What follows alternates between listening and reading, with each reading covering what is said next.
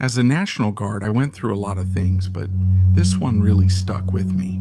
It was in Puebla. I'm not going to say the municipality or give more details. There was a big construction site there, a housing development. One day, an older man showed up, easily around 70 or 75 years old, retired.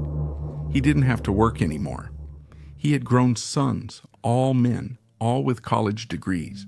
Most of them were architects and civil engineers, well-educated people, people who get around well, and also, as happens in this country, people who have connections, not just in the government. But Mr. Name couldn't sit still. He spent his life as a construction worker, the trade in his blood.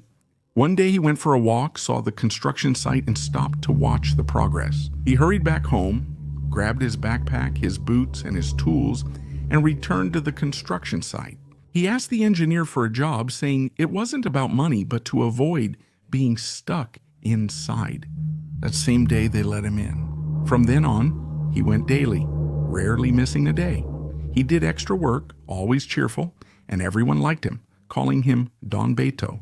No one criticized him since he never did anything wrong. In the afternoons, they would leave together for carnitas and a Coke. That day, Don Beto said he would go run the errands, and he never came back. A Nissan March hit him while he was crossing the street.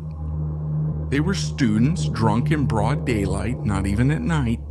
They were detained on the spot. The police arrived, then we did. Then the kids' families came to defend them, insisting they were just children having fun, not criminals. They were taken to the prosecutor's office and then released since they were minors. That was already known, and for the law, that was the end of it. While we were at the prosecutor's office, an investigator who was there told us what was going on. He asked us if we knew who the man was. We told him no, and that's when he told us the last names of the sons. That's when we realized why things were handled that way.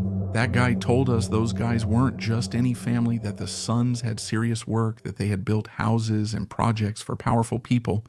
The kind of people you don't need anyone to explain who they are. He made it clear this situation wouldn't go like any other time. We later learned that of the four in the car, one managed to leave the state and then the country. The other three were never seen again. After that, the subject just died out on its own. No one talked about it anymore. No one asked.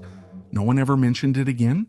Don Beto never came back, and construction continued as usual in the town. It was clear that this matter was no longer in the hands of the prosecutor's office or in ours.